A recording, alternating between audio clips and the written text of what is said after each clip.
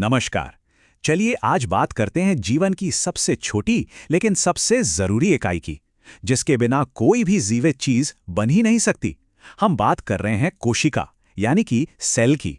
आइए इसकी कमाल की दुनिया को समझते हैं। तो आज हम क्या क्या देखने वाले हैं? सबसे पहले हम ये समझेंगे कि ये जीवन के बिल्डिंग ब्लॉक्स आखिर हैं क्या।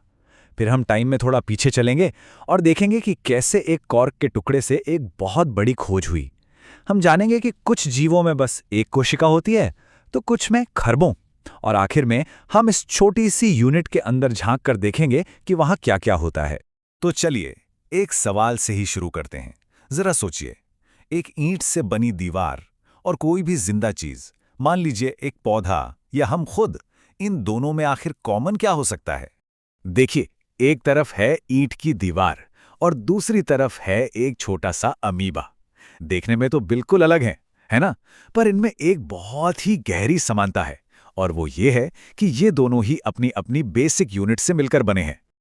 और बस यही है हमारा जवाब। कोशिका यानी सेल जीवन का वो सबसे बुनियादी बिल्डिंग ब्लॉक है। जैसे एक एक ईंट जोड़कर एक बड़ी इमारत तैयार होती है, ठीक उसी तरह लाखों करोड़ों कोशिकाएं मिलकर किसी भी जीव का शरीर बनाती हैं। तो सवाल ये है कि हमें इन कमाल के बिल्डिंग ब्लॉक्स के बारे में आखिर पता चला कैसे? इसकी कहानी शुरू होती है बहुत समय पहले, एक बहुत ही साधारण सी चीज से, कॉर्क का एक टुकड़ा। ये बात है 1665 की, जब रॉबर्ट हुक ने पहली बार कॉर्क को देखा। पर मजे की बात यह है कि उनकी इस खोज के बाद करीब 150 सालों तक इस पर कोई खास काम नहीं हुआ। क्यों? क्योंकि तब टेक्नोलॉजी इतनी अच्छी नहीं थी। लेकिन आज हमारे पास इतने पावरफुल माइक्रोस्कोप्स हैं कि हम सेल के बारे में वो सब कुछ जानते हैं जिसके बारे में हुक ने शायद कभी सोचा भी नहीं होगा। तो रॉबर्ट हुक ने अपने माइक्रोस्कोप में देखा क्या? उन्होंने देखा कुछ ऐसा।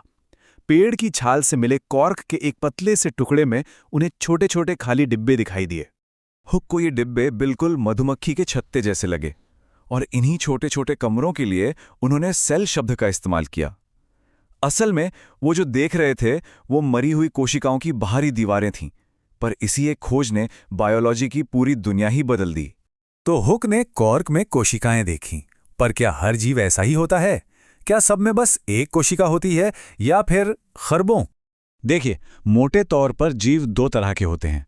पहले हैं यूनिसेल्युलर यानी एक कोशिकीय, जैसे अमेबा, जिनकी पूरी दुनिया बस एक ही सेल में होती है। और फिर हैं मल्टीसेल्युलर मतलब बहुकोशिकीय, जैसे पेड़, हाथी और हम इंसान, जो खरबों कोशिकाओं से बने हैं। खरबों, ये नंबर कितना बड़ा है सोचिए। और सबसे हैरान करने वाली बात तो ये है कि हमारी कहानी भी बस एक ही कोशिका से शुरू होती है, एक फर्टिलाइज्ड एग जो डिवाइड होते होते ये पूरा कॉम्प्लेक्स शरीर बना देता है। पर एक अकेली कोशिका की ताकत को कम मत समझिए। वो अकेला अमीबा जिंदा रहने के लिए जरूरी सारे काम कर सकता है।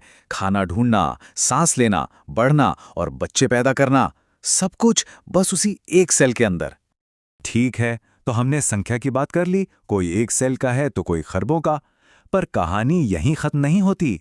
कोशिकाओं के आकार यानी शेप्स भी बहुत अलग अलग होते हैं, और ऐसा होने की एक बहुत खास वजह है। अमीबा को ही फिर से देखिए, इसका तो कोई फिक्स शेप ही नहीं है। वो तो समझ लीजिए एक शेप शिफ्टर है, जो अपनी जरूरत के हिसाब से लगातार अपना आकार बदलता रहता है। और ये ऐसा करता कैसे है? एक बड़े मजेदार तरीके से, जिसे स्यूडोपोडिया कहते हैं। स्यूडो मतलब झूठा और पोडिया मतलब पैर। तो ये अपने झूठे पैर बनाता बिगाड़ता रहता है, जिससे ये चल भी पाता है और अपना खाना भी पकड़ता है। लेकिन दूसरी तरफ हमारे जैसे जीवों में मामला बिल्कुल अलग है। यहाँ हर कोशिका का एक खास काम होता है, और उसका आकार उसके काम के हिसाब से ही होता है। जैसे खून की कोशिकाएं गोल होती हैं ताकि पाइपलाइन में आसानी से बह सकें, मसल्स की कोशिकाएं लंबी होती हैं ताकि सिकुड़ सकें, और नर्व सेल्स लंबी और ब्रांच्ड वाली होती हैं ताकि दूर तक सिग्नल भेज सकें। यहाँ एक बहुत बड़ा कंफ्यूजन होता है। लोग सोचते हैं कि हाथी की कोशिकाएं चूहे से बड़ी होंगी, पर ऐसा बिल्कुल नहीं है।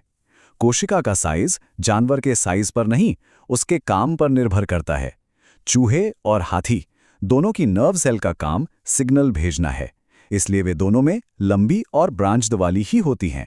चलिए, अब तक हमने बाहर से बहुत कुछ देख लिया, कोशिकाओं की गिनती और उनके आकार। अब वक्त है जरा इस बेसिक यूनिट के अंदर झांकने का। तो एक सेल के अंदर मोटे तौर पर 3 मेन पार्ट्स होते हैं। आप इन्हें सेल का बेसिक ढांचा मान सकते हैं। सेल मेम्ब्रेन, साइटोप्लाज्म और न्यूक्लियस, यानी कोशिका झिल्ली, कोशिका द्रव्य और केंद्रक। सबसे पहले है सेल मेम्ब्रेन। ये सेल का गेटकीपर है। ये एक बाहरी कवर की तरह है जो सेल को बाहर की दुनिया से अलग करता है और ये भी कंट्रोल करता है कि क्या चीज अंदर आएगी और क्या बाहर जाएगी।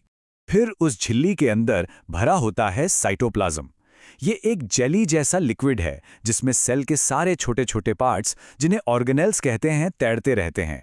आप इसे एक सूप की तरह समझ सकते हैं जिसमें सारी काम की चीजें हैं। और आखिर में आता है सबसे जरूरी हिस्सा, न्यूक्लियस।